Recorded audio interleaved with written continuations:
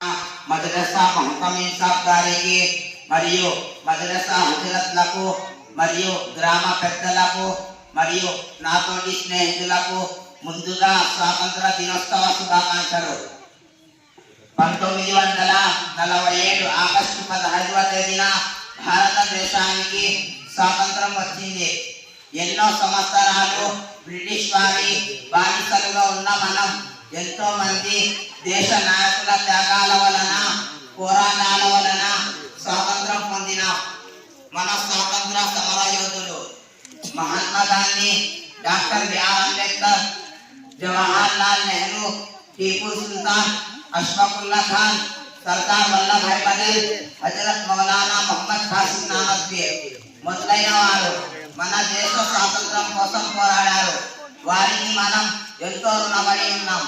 నేటి బాలలే రేపటి పౌరులు కాబట్టి స్వాతంత్రం వచ్చిందని సంబరపడిపోకుండా మనమంతా మన దేశ అభివృద్ధికి మన వంతు కృషి చేయాలని కోరుకుంటున్నాను.